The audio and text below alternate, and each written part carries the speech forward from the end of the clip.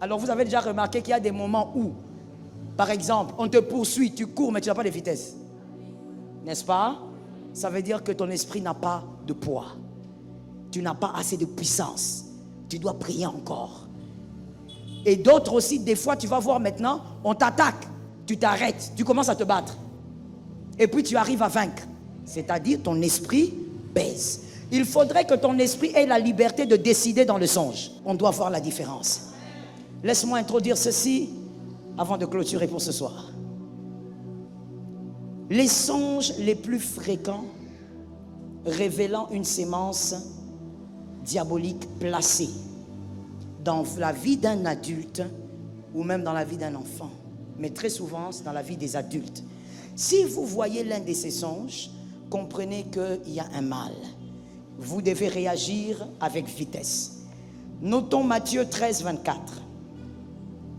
Matthieu 13, 24. Matthieu 13, 24, c'est une écriture assez bouleversante.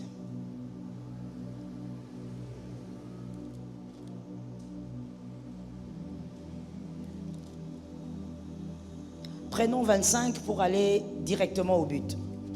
Vous pouvez mettre 24 et 25, mais on va lire 25. Mais pendant que les gens dormaient, son ennemi vient, s'aima de livrer parmi le blé et s'en alla. Quand est-ce qu'il s'aima? Pendant que les gens dorment. Il vient, l'ennemi vient, il sème, livré. Pendant que les gens dorment, pendant le sommeil. Il sème le mal, alors qu'on a déjà sémé le blé.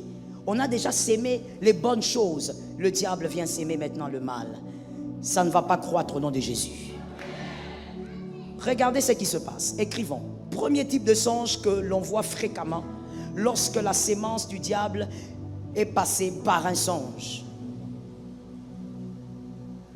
Vous serez très souvent entouré des inconnus dans une réunion quelconque ou dans un meeting, mais vous allez vous voir, je dis c'est fréquemment, je ne dis pas que c'est une fois, tu as fait ce songe une fois par mois ou une fois par trimestre, je parle de la fréquence, la régularité. Vous verrez au milieu des gens que vous ne connaissez pas, très souvent vous êtes avec eux, mais vous ne les connaissez pas et vous êtes toujours en réunion. Et généralement d'ailleurs dans cette réunion, ce n'est pas vous qui parlez, ce sont les autres qui parlent, vous ne parlez pas. Mais vous ne connaissez pas ces gens. Que l'Éternel te donne la victoire. Deuxième type de rêve, vous verrez. On vous donne un fruit et on vous exige de manger ce fruit. Le fruit, généralement, quand on voit dans un songe, les fruits sont des images très positives. Très positives. Mais attention, lorsque le fruit porte ces deux images, ça devient dangereux. Premièrement, lorsque le fruit est avarié, c'est dangereux. Il y a une signification qui est cachée derrière. Par rapport à votre propre vie, il faut la prière. Ou encore lorsqu'on te donne un fruit, mais on te dit mange. Alors là, ce n'est pas une sorcellerie, mais seulement on veut placer une sémence en toi qui va t'imposer les humiliations dans la vie. Tu dois vaincre au nom de Jésus. Voilà pourquoi je disais que ton esprit doit peser. Quand tu pries et que ton esprit pèse, même la nuit, ton esprit décide. N'est-ce pas? Nous tous, nous avons déjà fait des songes ici. Alors vous avez déjà remarqué qu'il y a des moments où, par exemple, on te poursuit, tu cours, mais tu n'as pas de vitesse. N'est-ce pas? Ça veut dire que ton esprit n'a pas de poids. Tu n'as pas assez de puissance. Tu dois prier encore. Et d'autres aussi, des fois, tu vas voir maintenant, on t'attaque. Tu t'arrêtes, tu commences à te battre. Et puis tu arrives à vaincre. C'est-à-dire ton esprit pèse. Il faudrait que ton esprit ait la liberté de décider dans le songe. Quand ton esprit arrive à ce niveau, c'est que ton niveau de prière est quand même bon. Si on doit donner des pourcentages, on va dire tu es au moins à 70%. C'est-à-dire tu as maintenant tu es dans la dimension où quand tu rêves, surtout quand par exemple on te poursuit. À un moment donné tu t'arrêtes, tu dis trop c'est trop. Tu as trop couru et puis tu t'arrêtes, tu dis maintenant viens on va se battre. Qui a déjà vu ça? On est nombreux, moi aussi dedans là-bas. Tu cours après un moment tu dis oh, maintenant moi Plutôt, ce qui m'était arrivé, c'est pas que j'ai décidé de m'arrêter pour rien. J'ai couru, je te dis que j'ai couru. Hein? Non, l'esprit est compliqué. Hein? La manière dont je courais là, je ne peux pas courir comme ça, dans la vraie vie. Mais à un moment donné, je me suis rappelé, je l'ai dit même, je dis, oh, je suis dans un rêve. Oui, je vous dis, j'ai dit non, je suis dans mon propre rêve. Donc moi-même, je vais décider. Je me suis arrêté, j'ai dit d'abord, j'ai commencé à courir depuis longtemps, c'est qui me poursuit? Je ne sais même pas ce qui me poursuit. Je me suis arrêté et j'ai vu un être bizarre venir. C'était pas un être humain, c'était pas un animal, c'était un truc très bizarre. Venir juste devant moi. Et je lui ai dit, comme tu es là, prépare-toi, on va se battre. Il faudrait que tu arrives à un point où dans ton rêve, tu décides de ton sort. Il ne faudrait pas, depuis que tu as commencé, tu sautes les murs, tu te transformes en chat, tu cours. Ah, frère. Et tu dis, non, Dieu me protège. Non, frère, sois puissant. Oh, je dis, sois puissant. Troisièmement, vous allez remarquer les rêves les plus fréquents. Vous verrez quelqu'un porter vos vêtements. Mais je dis encore, ce sont les types de rêves qu'on fait régulièrement. Pas qu'on a fait une fois, 2 fois, non. Ça, une autre interprétation peut-être. Mais quand vous avez rêvé ça, vous rêvez ça souvent. Des fois même vous êtes fatigué. Vous voyez toujours quelqu'un qui porte vos chaussures. Vous voyez toujours quelqu'un qui porte vos vêtements. Ce qui est à vous, restez chez vous. Ça tombe sur toi, mon frère. Quand je dis ce qui est à toi, reste chez toi. Ça veut dire même si c'était ailleurs, ça part. Et là, ça montre clairement que le diable vous a imposé l'humiliation. Parce que le vêtement, écrivez s'il vous plaît, révèle la gloire de l'homme. Le vêtement, c'est la gloire de l'homme. Voilà pourquoi Adam, quand il a réalisé qu'il était nu, il s'est caché. C'était quoi le vêtement d'Adam dans les jardins d'Éden? C'était la gloire de Dieu. Quand il a péché, la gloire est partie, il cabote. Et maintenant, il a regardé, il a dit, oh, comment je suis comme ça? Le vêtement révèle la gloire de l'homme. Et les chaussures révèlent le progrès de l'homme. Le progrès. Quand tu rêves que tu as porté des belles chaussures dans un rêve. Oh, commence à célébrer Jésus. C'est que Dieu est content de ton progrès. Et tu vas aussi percer. 40e point. 4e rêve.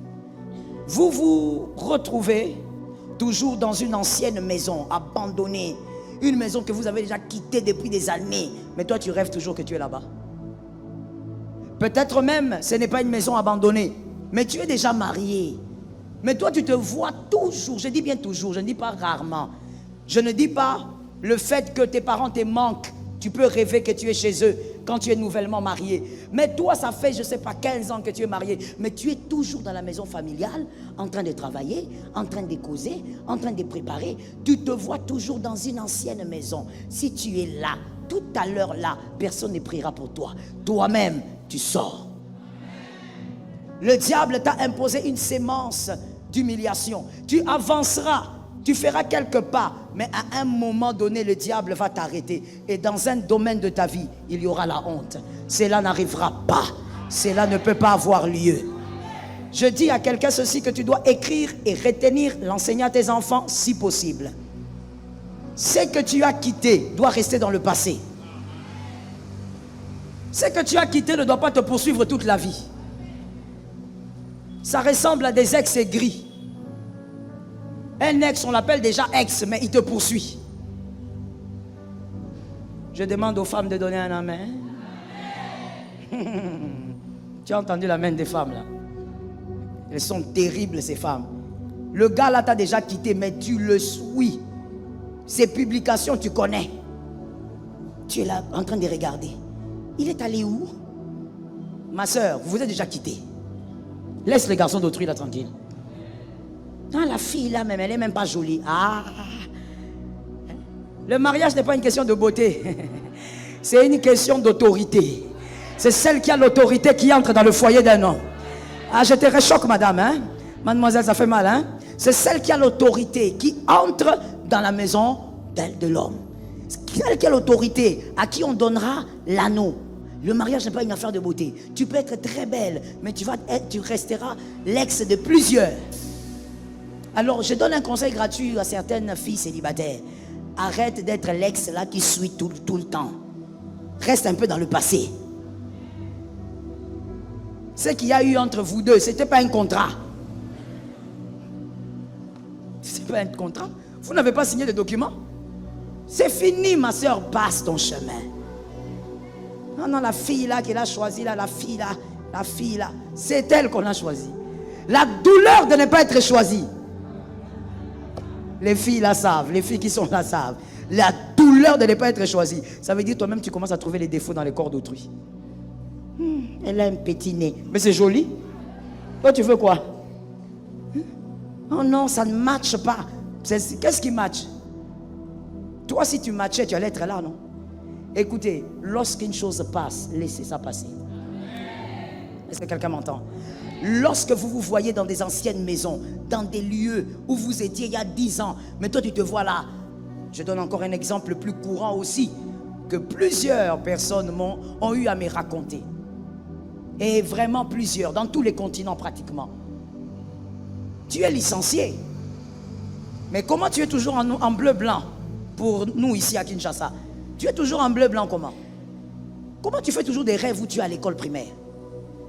Et c'est régulier. Tu es toujours à l'école. Mais tu as déjà fini. Tu as déjà peut-être un master ou je ne sais pas. Mais pourquoi tu es toujours en bleu-blanc? Sors de cette condition. Vis ta vie actuelle au nom de Jésus. Je suis d'accord avec toi. Écris avec moi. Nous sommes en train déjà de chuter. Note bien.